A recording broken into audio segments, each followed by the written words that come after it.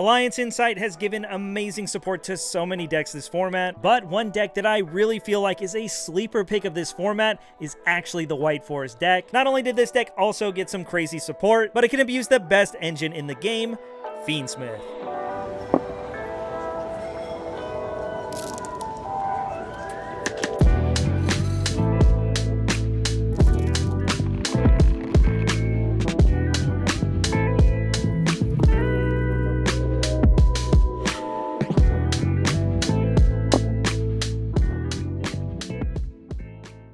What's going on? Welcome back to the channel. Today we have the White Forest Azamina Fiendsmith deck. The one thing I love the most about the White Forest deck is there's so many different ways you can approach it. In this build, we are playing the Fiendsmith cards, but I've even seen builds without them succeed this format. The build I'm playing today was actually inspired by somebody who got top 16 at the Austria Nationals. In their list, they were actually playing 60 cards. I'm not doing so, I'm only playing 50, but I really like the concept and the idea. White Forest is known for having a lot of one-ofs that you ideally would not like to draw. By playing 60 cards, not only do you minimize that risk, but also the odds of seeing multiples of these cards is drastically reduced. So starting it off with our White Forest cards, we're playing 3 copies of LZ and 3 copies of Sylvie. These are the main go-to starters of the deck, which not only get the whole White Forest engine online, but also will not only bridge into the Fiendsmiths, but the Azaminas as well. We are playing the field spell as well, which we'll talk about in a sec. There is the Dark Lock restriction, but honestly, that's not that big a deal. We are also playing the 1 copy of LZ, Azamina of the White Forest, just a level 2 non-tuner extender for the deck that also, when it's sent to the grave for a synchro summon, can add a Sinful Spoils card from our deck to our hand. Again, another really cool way to bridge into the other portions of our deck. And the last White Forest monster we're playing is actually just the Diabelle's the White Witch. We're not playing Rusia. Again, it is something you could include, but more times than not, I search Diabelle's before even considering Rusia. But there are definitely some niche applications where it does come up, and it is nice to have. This by itself is just a way better extender more times than not. And in case you don't know what this new card does, this card is always treated as a White Forest card, so that's pretty cool. While it's on the field, your monsters can't be destroyed by card effects as long as you control another Diabelle monster. This obviously pairs with our new boss monster of the deck, which we'll talk about in a sec, and of course our synchro as well. But the main thing is you can summon it from the hand by sending a spell or trap that's face up on the field or in your hand to the grave. And then on normal or special, you can send a Sinful Spoils or a Diabelle card from your deck to the grave. This has a lot of versatility. Obviously, you could even send something like Wanted for potential draws as well, but most of the time you're going to send Curse of Diabelle to grave, which when it's sent from hand or deck to the grave, can then add Fila Diabelle from your deck to your hand. The Fila is a Rhoda for level 8 or higher Diabelle Star monsters, which I just recently showed the Diabelle Star Vengeance, another boss monster in this deck. In case you don't know what this does, you can banish a spell and a trap from your grave to special summon it from your hand or graveyard to the field. And then as a quick effect, you can pay half your life points to then target a card on the field and destroy it. Very great removal. But also, if you happen to control a Diabelle monster, you can then special summon a tuner synchro that is a spellcaster or an illusion from your extra deck. And again, we'll go through the extra deck, but basically that means you get more follow-up, or you can search Effect Veiler, or even summon a Book of Eclipse as more interruption. This new engine being added to the deck adds another layer of interruption, but adds so much power to the deck as well. One thing to note though, Curse of Diabelle does have a pretty decent on-field effect as well. If you control 2 Diabelle monsters on the field, you can send a monster you control to the grave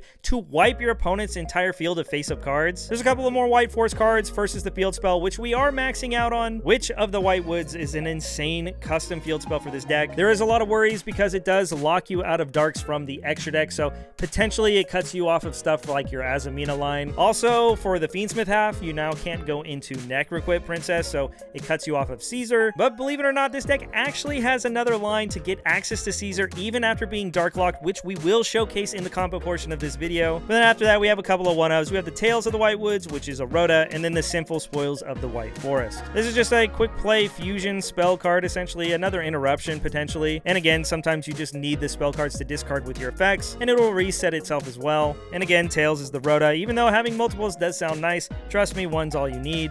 But that's it for the White Forest stuff. Now hopping into the next engine, we're obviously going to be playing Diabelle Star because it's so crazy in this deck, but we are actually going up to 3 copies in this deck. Again, we need more starters in the deck to be able to combo because we are playing 50 cards. And by playing a card like Chorozo in the extra deck, now Black Witch by itself can bridge into all 3 engines and get everything online. Again, we'll talk about this more in the combo portion of the video. Stick around to the end. We will showcase how it bridges into everything. Alongside it, of course, we're playing 3 copies of Wanted. And again, if you wanted to make this list 40 or 45 cards, it's very easy. You can cut down on some of these starters and cut down on some of the hand traps. The ratios will still end up about the same, so it'll be just as consistent and just as likely to see some of your non-engine. But again, the whole concept of the deck is by playing more cards, you dilute the one-ofs in your deck that you would like to not see multiples of. Don't forget the main reason we play this engine, it gets us access to our Deception, which we only need one of, which gets us our Hallowed Azamina. Not only does the Arcielago help bridge into the other engines, but this package puts up an Omni Negate to help insulate your board or play through hand traps. Again, like we mentioned, we can get Dark Locked if we use the field spell. Again, the card is so crazy because it's a one-card combo, but the workaround to that Dark Lock actually is by playing the Azamina Depteros. This is essentially Hallowed Azamina in a quick play spell form, so even if you get Dark Locked, you don't care because you'll just grab this instead and summon the Omni Negate on your opponent's turn when you're no longer locked. It's so cool, the workarounds to the Dark Lock that this deck has. Trust me, the field spell is the best card in the deck, so by playing these lines, it makes it easier to play with this Dark Restriction. And of course, the last engine we're playing, it's the Fiendsmiths. We have the 3 Engraver, the 1 Lacrima, the 1 Paradise, and one thing that was different about their list is they're playing the Fiendsmith Sanct. I still don't know how I feel about this card. In theory, I really like it. The only downside to this is it gives you 1 less Light Fiend in circulation when you're doing your combo. Personally, I still feel like playing Tracked might be better, but the one perk that comes from this card is that now if you Engraver for Sanct and you get Drolled, you can still combo through Droll, which is definitely something that this deck needs. I've really been liking the Sanct, but I've also still been testing the Lurie as well. So that's it for all the engine that we're playing. There are some other one-ofs and tech cards throughout the archetype you could play. Again, I didn't personally want to play 60 cards, but if you want to play that build, make sure you guys go check out the link down below. The video for the profile is going to be there, so you can check out their list. But hopping into the non-engine, one card I've been really liking is Called by the Grave. Obviously, it has some decent applications when playing into a board, but with all the Charmies and the Droll and Lockbirds in the format, it's definitely nice to have a card to help check those cards. It's also a spell card, so at worst case, you could use it to combo. But after that, we play a slew of hand traps, first being 3 copies of Fuwalos alongside 3 copies of Parelia. Since we're playing 50 cards, I like maxing out on all these. It just increases the likelihood of opening one of these when we do go second. Plus, you don't mind seeing these going first as well because you do discard cards for Diabellstar or need monsters to tribute with Deception as well. Alongside it, I'm playing 3 copies of Nibiru just to increase the likelihood of seeing it off of our Fuwalos draws. Also, conceptually, these are all similar because by themselves, they can make your opponent have a half board to play into, which this deck definitely needs when going second. But also, they pair really well with other hand traps. We have 3 copies of Ash, just generically good. Plus, they stop Charmies, so that's nice. We also have 3 Imperm, just an okay card, great at going second. It's also a spell or trap that you can use for your combos. In addition, I included 1 Effect Veiler. Again, this is searchable in the deck, so if you already have the engine you need in hand while you're comboing, you can just get this for free. But also, as we'll go over in the combo portion, you can search this out as an interruption on your opponent's turn potentially as well. But again, stick around to the end so you can see that. And then the last hand traps I'm opting to play is just 2 Bestials. Again, fairly high impact, and that's what I want in my hand traps. Also, they're just bodies for Fiendsmith and potentially extenders as well. But really, they're just there as good utility cards, and they definitely help us with our detonator outs as well. That's it for the main deck. Like I said, 50 cards, easily cuttable down to 40 or 45 or whatever you see. But now before we hop into the extra deck, I just wanted to showcase some new sleeves. Dragon Shield has sent me their amber and amethyst colored sleeves. Both of these look really amazing on cards, and they have so many different options on their website you could choose from. I have an affiliate link down below, so make sure you guys go click on that and go check out all their products. Plus, if you happen to make an order using the link down below, a portion of that order comes back to the channel, and it helps me make content for you. Now, hopping into the extra deck for the synchros, of course, we have Arciela. This is the main combo piece of the deck, searching out all the cards you might need. It's a generic synchro, so again, just being able to get access to this will get you access to your White Forest cards. We also have the Silvero, which is the Book of Eclipse. Great interruption to bring out on your opponent's turn. And of course, we have the Diabell, the Queen of the White Forest. It'll help recycle your spells and traps in the grave, but also can bring out the interruptions on your opponent's turn. I do find myself not always ending the board with this card now, even though it's a really cool interruption, only because I'm not playing that big of a synchro lineup anymore. Chaos Angel is the last synchro in my deck. As I mentioned, there are so many different ways you could approach this deck, and leaning harder into the synchros is definitely something I've experimented with. If you want to see the heavier synchro lineup that plays the Poplar and the Snake Eyes, comment down below. I'll definitely make that for you guys as well. But for me, I feel like this is the bare minimum you need, and it has been working very well. We do have a good amount of fusions though, especially because we have the Fiendsmith stuff. One is the Arcielago, again, the searcher for the Azamina engine. We also have the Silvero, which is the Omni Negate. Sometimes you set it up early to insulate your board. I am also playing the Azamina Soul, just a good target as an interruption with your quick play fusion spell, but also it adds to an amazing grind game for the deck, where during your standby phase, you can recycle an Azamina or a Sinful Spoils card from your grave. So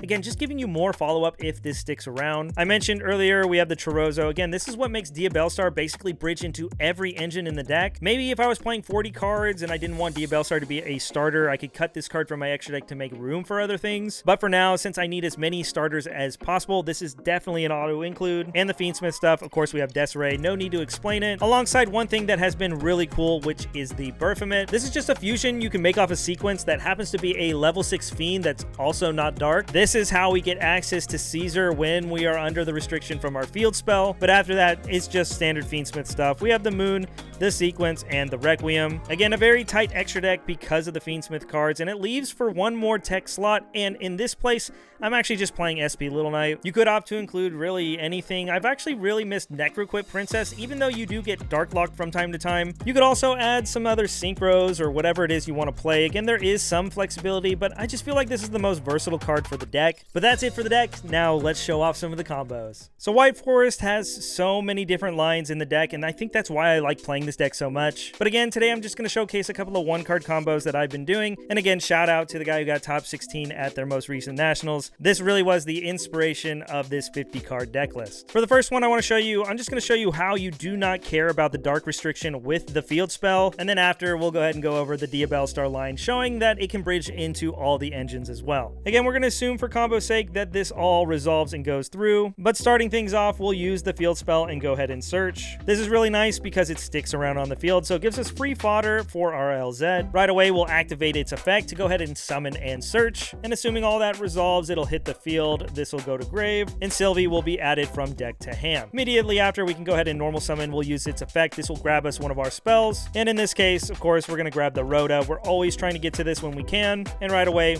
we got a level 6 synchro play. Arciella will hit the field and will activate its effect. We'll discard the Rhoda to be able to search. This will add a light spellcaster, or of course a White Forest card. We're going to go ahead and grab ourselves the LZ from deck to hand. We need that to keep playing. Don't forget, this also grabs Effect Veiler, so if you already had access to this, or maybe you drew the Diabells, then you could search the Veiler instead, because the Rhoda will grab the missing piece. But after that's resolved in a new chain, the Tails will activate. It'll set itself face down, and then here we'll go ahead, we'll fire it off and go ahead and search. And as mentioned, this is where we'll grab ourselves the Diabells, and then after that resolves, we'll activate LZ to special summon a White Forest from our hand. This will hit the field, and then immediately after we can synchro. Diabell now gets to hit the field. We'll use its effect to recycle our spell, but also our LZ will activate to get a Sinful Spoils card. The Tails will come back to hand, and Wanted will now be added from our deck to our hand as well. This is really nice because the Rhoda is now here for follow-up on the next turn, and we have so much more comboing we can do.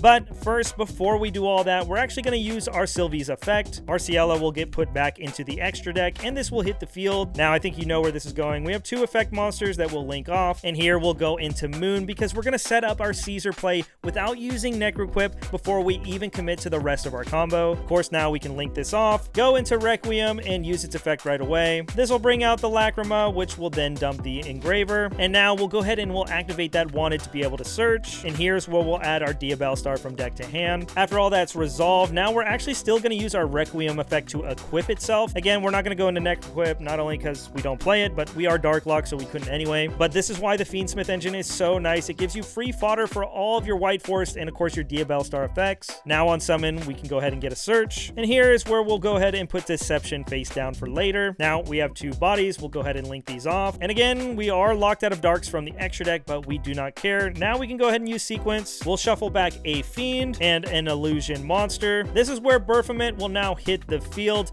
and then on summon, we can send a Fiend from our deck to the grave. We're just going to go ahead and send another Engraver to our graveyard, which is really just going to be fodder to return anyway. But before we use the Engraver, we're actually going to use this Deception because once we summon that Engraver, they're most likely going to nib us. So I want to get the value out of this sequence now. I'm going to go ahead and tribute it off to search. We're locked out of dark, so you're not going to grab Hollowed Azamina. Again, we're just going to grab the quick play spell instead. That way we can make our fusion on our opponent's turn. Now that that's resolved, we can bring back the Engraver by, of course, shuffling another Engraver that we had in the grave. Now here, this is where they have to Nibiru you, and even if they do, you have so much more established to keep on playing. But again, assuming they don't, we'll go ahead and overlay these, go into our Caesar, and now we're free to go. We'll go ahead and summon out our Diabells by sending our Sinful Spoils to grave, which will recycle itself to make our Azamina quick play live. On summon, its effect will activate. We'll send the Curse of Diabell, which will then activate to add the Fila Diabell from our deck to our hand. Then of course, right away, we'll fire it off to search. We'll grab ourselves the Vengeance, and then we'll banish these 2 cards from the grave to be able to summon it to the field. And a cool little bonus effect this has is when you banish it, you can actually bump up all your Diabell stars by 500 attack. Definitely something that's cool for what your combo can do, but I highly suggest you shouldn't do that because then your monsters are 3000 attack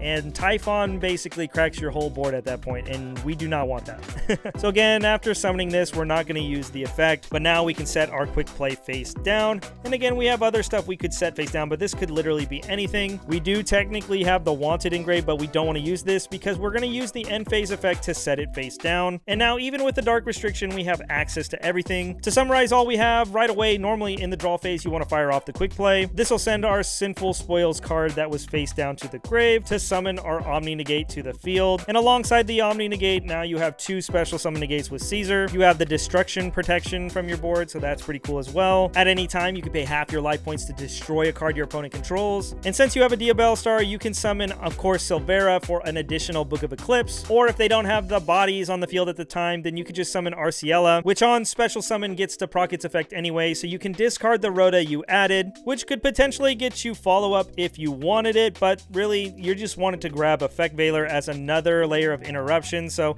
again, definitely a cool thing that this line can do. Don't forget, if you do that, we also have a graveyard effect here. During your opponent's turn, if a light spellcaster tuner is special summon, you can recycle this card back to your hand, giving you more follow-up as well. And speaking of graveyard stuff, don't forget we left the Lacrima and of course the Requiem in the grave as well. So at any time you can do the whole Lacrima shuffle, bring out the Requiem, tribute it off back out for the Lacrima, and get another interruption in the form of Paradise in the grave as well. Also, I wanted to mention the Rhoda you discard with the Arciella will be set face down. So again, you don't lose that follow-up off of that because again, it just replaces itself. Speaking of more follow-up, you still have Wanted that can draw. Deception will reset itself. You'll have the whole Fiendsmith package online, plus Sylvie can bring itself back as well. I'm telling you, the follow-up is so crazy. There's no way you can't clap back on any board your opponent builds. But now let's hop into the Diabell Star combo. That way you can see why Chirozzo is being played in the extra deck. But starting things off, again, we'll just discard a card to summon Diabell Star and activate the effect. Again, for combo's sake, we're going to assume everything goes through just to showcase what this combo can do. After that resolves, of course, we'll activate the Deception, but this is where we'll tribute a monster from our hand. You definitely need the bodies for this combo, which is why we have to use the hand, but we'll add Hollowed Azamina, we'll use the effect. We'll send the Sinful Spoils to the grave, which will summon out the Arcielago. After that resolves, Arcielago's effect will activate, adding an Azamina card from our deck to our hand. Here's where we'll add Elzette, Azamina of the White Forest. And then after that, we have a Spellcaster and, of course, a Fusion monster, and we can go into Chirozzo finally. I think it's pretty straightforward. Obviously, we're going to summon the Azamina from our hand using its effect, but before we Synchro Summon, we want a spell in our hand. So we're going to go ahead and use the Hollowed effect. We're going to put it back by shuffling back the Arcielago, and now we're good. We can go into our full White Forest combo. We'll Synchro 6 into Arciella and use the effect. We'll discard a card. At the same time, we also get to search a Sinful Spoils card. Elzette will add the Quick Play, and Arciella will add the other Elzette of the White Forest from our deck to our hand. From here, we'll activate the effect to summon itself and search by sending that Sinful Spoils to the grave. After that resolves, of course, this will reset itself and we get a monster. Here's where we'll grab this Sylvie, and like I mentioned, this gets set face down. And now we can normal summon that Sylvie because we have not normal summoned yet. We'll pick up the Rhoda, Tails, and then, of course, now we're free to Synchro Summon. I do want to recycle this card because I do plan on discarding it later, so I'll activate it now, and we'll pick up the Diabell's the White Witch from deck to hand. Now that that's all resolved, we'll go ahead and Synchro for 8, and Diabell, the Queen of the White Forest, will hit the field. We'll use the effect to recycle that Rhoda back to our hand, and I'm sure this looks very familiar to the last combo. Now we have 2 bodies on the field, and we can start doing Fiendsmith stuff. This is really nice, but proceeding with the standard stuff, of course, we'll go into Requiem, use the effect, Lacrima hits the field, and then once again, we'll dump Engraver. Now we need that extra body. We want to save that Engraver engrave for the last point. We'll use the Sylvie, shuffle back Arciella into the extra deck, and now we have 2 bodies. Once again, we can link these off, go into our sequence, and once again, we'll use the effect. We'll put back a Fiend and an Illusion as well. Baphomet will hit the field, and of course, we'll use the effect to send a Fiend from deck to the grave. We'll go ahead and throw the second Engraver in the graveyard. It doesn't really matter. It's going to get shuffled back right away to bring back the one we already had engraved, and now they'll have to Nibiru us. If they don't, it'll be too late. Caesar will hit the field, and now that we're insulated, we can go ahead and summon our White Witch by getting rid of the Rhoda. This is really nice because even though we search with the Rhoda, we have not used the reset effect off of it, and course, we're going to dump the Curse of Diabel, which will add the Fila. We'll go ahead and fire it off and grab ourselves the Diabel Star Vengeance. And now that that's all resolved, we can banish the spell and trap from our grave to summon it to the field. And there you go. You have basically full combo. You don't have the Omni Negate from the Azamina end. We had to use the Azaminas to bridge into everything. But during the end phase, you'll get the Deception set face down. And not only do you have a bunch of follow-up that we'll go over in a sec, but in summary, obviously, you have the 2 negates with our Caesar. You have the protection from our Diabels, and of course, the pop that you can use with our Vengeance. Again, like last time, since you control the Diabels, you can now book Eclipse things after you resolve this effect. Or if you wanted to, you could use Arciella and send one of your face-down spells and traps like the Rhoda to the grave. Grab some more follow-up or affect Valor as well, and of course, this will reset itself. I know the sequence on the field does look kind of random, but it is a Fiend, which is nice because now we have access to the Sinful Spoils of the White Forest. Takes a Fiend and an illusion to make it, but at any time we can use these to summon our soul from the extra deck. And again, on Fusion Summon, this can target a card on the field and send it to the grave, offering more removal as well. Plus, during the standby phase, this card can recycle a Sinful Spoils or Azamina card from your grave as well. Another thing to note is that if you do special summon one of these from your extra deck, LZ will recycle itself for the turn after. Obviously, that's something that's pretty neat, but don't forget, we do have another interruption. We left the Lacrima and the Requiem in the grave. You can go ahead and put this back to summon the Requiem, tribute it off to bring it back out from the deck, and of course its effect will activate. We'll go ahead and grab the trap, send it to the grave for another interruption potentially. It can be very annoying to play into this board, trust me, and like I mentioned, so much follow-up. Don't forget you have the Rhoda and the Deception face down. I mentioned the LZ potentially recycling itself. You also have Sylvie as a body that could potentially come back, and of course the Hallowed Azamina can recycle itself as well because you have Soul on the field. So much follow-up and so much interruptions. This deck is crazy, and I love how many different avenues this deck has. And again, comment down below if you want to see the variant that does not play the Fiendsmith cards and leans more into all the synchro cards. But that's going to wrap things up for today's video. Thanks again for tuning in. I really appreciate all the support, and here's hoping to see you on the next one. Peace.